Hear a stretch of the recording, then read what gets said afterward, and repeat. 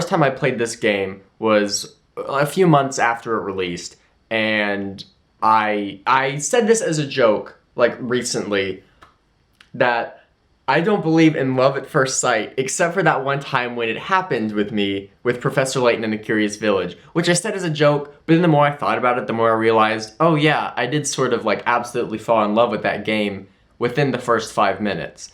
That first opening cutscene, I've never seen a cutscene like that high quality in a game before. At this point in my life, I haven't even really played any games with actual stories outside of, uh-oh, princess is kidnapped, uh-oh, you gotta go save her, because mainly I played Super Mario, various like party games that weren't like part of a series, like Wii Party or whatever, or mini games like Mario Party, various racing games, you know, very basic stuff like that, and like Kirby. So like I was not really in the realm of playing video games with stories and like actual developed characters.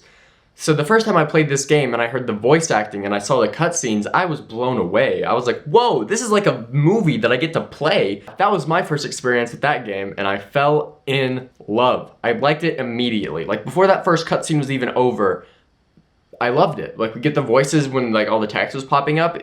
I was absolutely flabbergasted the first time that I opened this game. I can't even remember why exactly I played it in the first place. Like, I think my dad had it.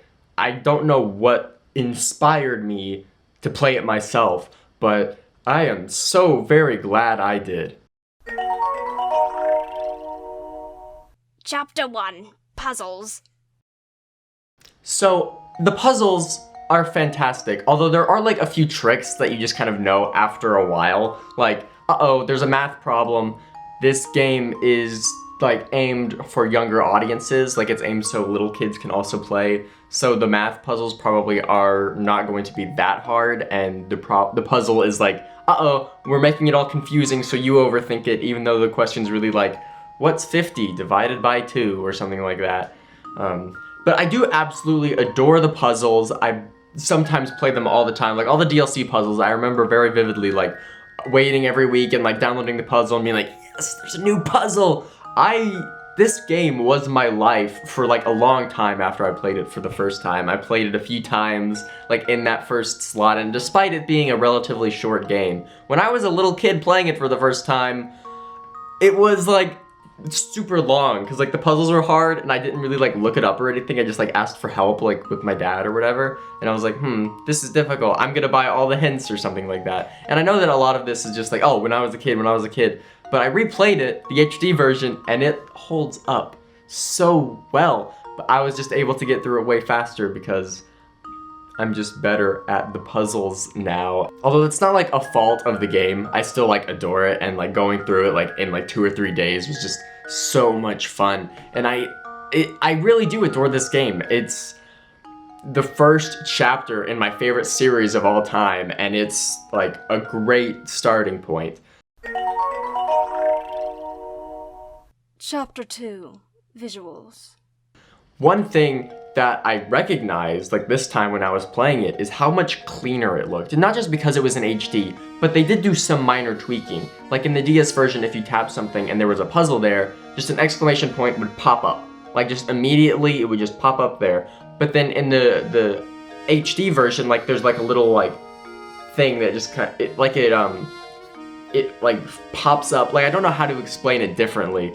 There's like an animation as well. Like it like flips up, you know, instead of just pops up, it flips up, and it just makes the entire experience feel way more polished. And it's like that, just that one tiny thing. I do say that Curious Village is probably the weakest game in the series just because it's the first one, and so it's just lacking a bit of the polish that the rest of the games have. But then the HD version released and gave it that polish, so now it's not like the lowest one in the franchise.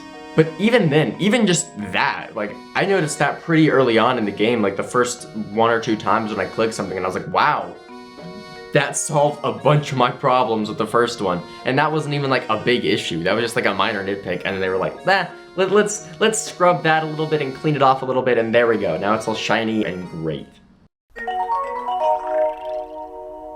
Chapter 3. Hint coins. The hint coins I've also been having a lot of fun with, and this series has permanently changed my brain, because anytime I go out and I see like a little street light, I'm like, there would be a hint coin there, or I see something that's a little bit tiny off-colored and like a bunch of tiles and one of them's just a tiny bit different, I'm like, there would be a hint coin there. Just anywhere I go, I'm always just mentally on the search for hint coins, and even some of my friends who have played the games and just have heard me talk about them all the time are like, yeah, they've started doing that as well. They're like, yep, there'd be a hint coin there and here. So yeah, just the hint coin system is just so much fun. Okay, here we go. New location. Where are the hint coins? Where are they? Let's click the entire map. I know that's not what they wanted us to do, but it's what we all do anyway. That is a collective Layton experience. Chapter 4, Characters. Now the characters. Oh, the characters. I love these characters with my entire heart. I've grown up with them. I grew up with Luke. I've grown up with the professor. Even now, like, the professor, like, still inspires me as a person. I'm like, oh, would this be what a gentleman does? And, like, I know that other people are like, oh, would this be what my teacher says? Or would this be what my parents do? I'm like, no, I'm just thinking about this fictional character and if he would be disappointed in me or not, depending on this thing that I choose. So, yeah, the characters mean a lot to me, and they're so good. Even, like, a bunch of the one-off characters are so good. Like, I love Simon. I don't know why, but I'm like, yeah, Simon! I met him, and I was like, yes, there he is! I recognize your name despite not playing this game in, like, a few years. Dahlia is, like, a good introduction, because that's also, like, one of the first cutscenes of the game, and so you're like, ah, there's another cutscene, I get to see the new characters in the cutscene, and it's so awesome. And then there's the whole cat mission, and that only takes, like, a few minutes, like, maybe half an hour at most. But I remember the first time I played it, that taking me a few days. So if that tells you, like, how I kind of immersed myself unintentionally in the game, where I was playing it kind of at the same time and speed as the characters would be in the game, you know, where it's like, oh, let's do this over the course of a few days. So I ended up, well, not over the course of a few days, I ended up doing it over the course of a few weeks, but it just made it feel like I was in Saint Mystere for so much longer than I actually was, and it just made me feel so much more connected and immersed. And it made it feel more alive, because like I would see the characters and I would end up like walking over the same places over and over again trying to figure out what to do, and I'd see the characters and just they'd stick in my mind and I'd be like, yeah, this is just where I am now, instead of just like, okay, I've talked to you once, I'm gonna talk to you again next chapter because I know like the formula or that type of thing.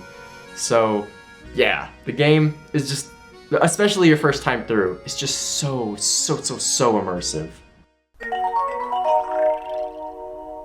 Chapter 5, Charms. I remember the first time playing the HD version, I was just like, you know, going through the story as normal, and then I click on this thing and I see like something else pop out, and it wasn't like it wasn't a hint coin or a puzzle, it was like a little charm, and I was like, whoa, that's new content. And then Stash and Scarfin says, ah, there's new content in this game. Bet you didn't think it was a straight up remake. And I was like, ah, he like heard what I said and he responded to me. And I just remember that being a really fun like experience just when I was like laying down and that happened. I was like, whoa, it's like the characters know me in real life. Chapter 6, Story. And the story. The story is just so good. It's so good. It like this game probably more than anything else in my life has shaped my tastes. Pretty much whatever I like now, there is a little bit of Layton in that. The Good Place, Zero Escape, Promised Neverland, whatever else that like I'm super obsessed with. Like I'm really excited for Infinity Train, that has a little bit of Layton in it. It's just anything that I like seems to have just a little bit of that Layton in it. And anytime I hear an accordion, I'm like, wow, that's the Layton thing. And it's just the way I view the world has shifted because of this game and this series. And I absolutely adore it, and I would not have it any other way. I've made so many friends through this game, and it's just one of the best media experiences that I've ever had in my life. And then in the HD version, not only are there little charms to go and collect, there's new cutscenes, which is like pretty crazy, because I think a lot of us would say the cutscenes and the characters and the story are kind of what draws us into the game, and the puzzles are just like yeah, we like the puzzles now because of the everything else around it. Like, if it was just a straight up puzzle game with no story, I'd be like, okay, I don't really care for puzzles. But then this game made me adore puzzles and go and seek out other puzzle games. Like Portal is another one that I'm just thought of at the top of my head. It's just so good. This game inspires me to be a better person because it's like, I want to make Professor Layton proud. And then it's also kind of makes me look at the world and like, whoa, this is like a video game. I want to explore and like click on everything and find the hidden coins type of way. And also like, in all of my social media bios and stuff, like I'm like, every puzzle has an answer, and I know that's like a simple like thing that he says, but to me it's like kind of an inspiring quote, because it's like no matter what your problem is, there is a solution to get through and get out of there in one piece and survive it and become a better person because of the experiences that you just went through. I know I'm way overthinking that quote, but it's stuck with me throughout so many years, throughout over a decade of my life. That quote is like, yeah, let's go. I don't know what the solution to this is, but let's try and figure it out. And like even now, like we're playing the game, it's like catching a bunch of the foreshadowing. It's like, yeah, this is so obvious. How did I not pick up on this the first time I played? Chapter 7. Final Thoughts. So yeah, all in all, this game is pretty fantastic and I adore it, and definitely go and check it out. Please. I have the copy on the DS and this copy as well, and whatever copy in the future they will release, I will buy it because this game is just the start of something truly special. I know a bunch of my friends have not played it. Absolutely go and check it out. Please, for me. And even if you have played it before, this game, if you're like a completionist, there's more stuff to collect in this game, and if you just appreciate good storytelling, then buy the game anyway, because it's still awesome and the characters are very lovely, and it's on your phone, guys. And it's not like the most intense game ever. Like, it's still pretty simple. Like, all the characters are 2D and everything, so pretty much any phone can run it. My phone's a few years old and it ran it perfectly fine. So please, guys, buy this game, support this game. It's so good. Professor Layton and the Diabolical Box HD just released, so you can go and catch up to that one by playing Curious Village, and if you adore that, like I did, then play Diabolical Box. A review of that is also going to be coming shortly. I hope it's shortly. I know this review is about a year late, but I'm going to be trying my darndest to get that out soon.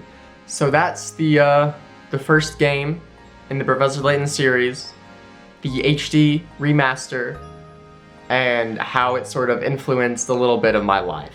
So yeah, thank you guys so much for watching this video. I also want to give a thank you to Level 5 for giving me a code for this game to review. I want to apologize for this review taking forever. I was very stressed out about making it as good as it can be and ended up losing track of time, and then I was like, it's too late to make it, they'll be mad. But here it is, so happy Professor Layton the Curious Village HD review day.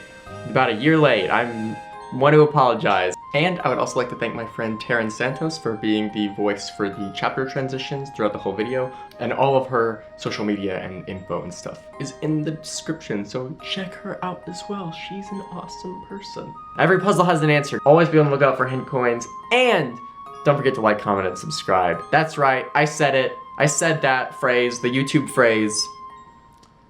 I'm one of them now. Anyway, I have a bunch of my social media stuff in the bio if you want to check out and verify if everything does in fact say every puzzle has an answer. It does, I promise. Anyway, thank you guys so much for watching. I will see you in the next one.